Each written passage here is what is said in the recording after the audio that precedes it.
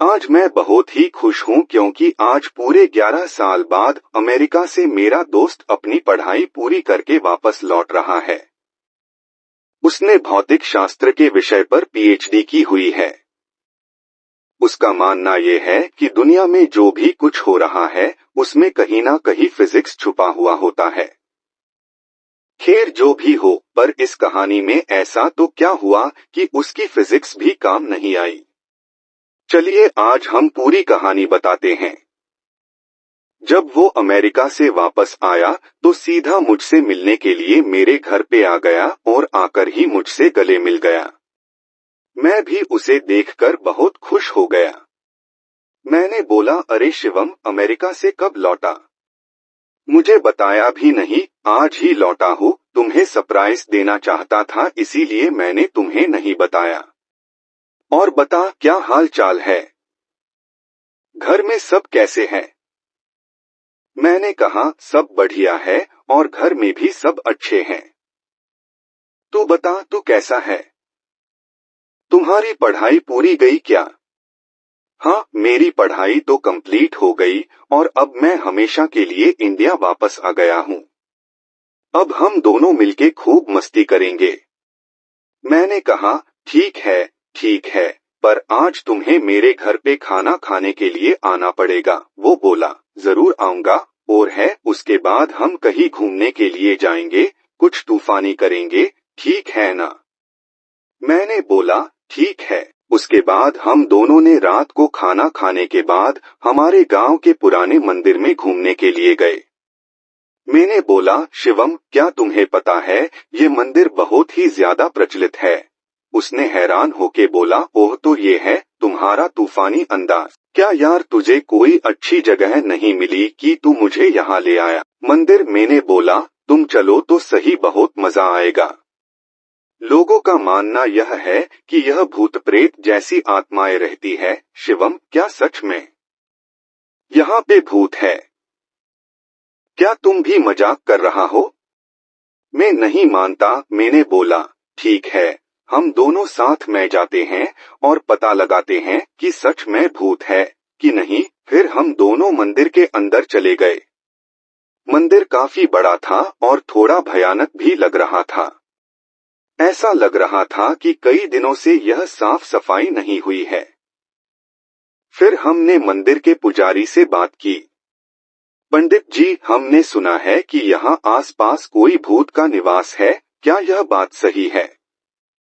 यह सुनकर वो पुजारी हमको घूरने लगा और बोला, चले जाओ यहाँ से, ये जगह तुम्हारे लिए सही। पंडित जी, आओ मेरे साथ, मैं आपको बताता हूँ। इतना कह के वो हमें एक कमरे में ले गया और हम जैसे ही अंदर गए तो वो पुजारी ने बाहर से उस कमरे को लॉक कर दिया। यह देखकर मैं और मेरा दोस्त शिवम घबरा गए। वहां पे अंदर जाके देखा तो हमारे तो होश ही उड़ गए। वहां उस रूम के अंदर कई सारे कंकड़ और हाड़पिंजर पड़े थे और बहुत ज्यादा गंदी बास आ रही थी। उतने में ही पीछे से दो बड़े और भयानक दिखने वाले आदमी आए। उन्हें देखकर ऐसा लग रहा था कि वो कोई साधारण इंसान नहीं बल्कि मांस और खून पीने वाले नरभक्षी है। यह सब देखकर हम बहुत डर गए। हमने तो मान ही लिया था कि अब हम जिंदा नहीं बचेंगे। फिर उन दोनों ने हमें कस के पकड़ा और हमें एक कोने में गए। फिर हम दोनों बहुत चिल्लाए, बचाओ बचाओ, लेकिन कोई बचाने के लिए नहीं आया। इतने में ही हो पंडित जी एक बड़ी चमत्कारिक तलवार लेकर हमारे रूम में आए।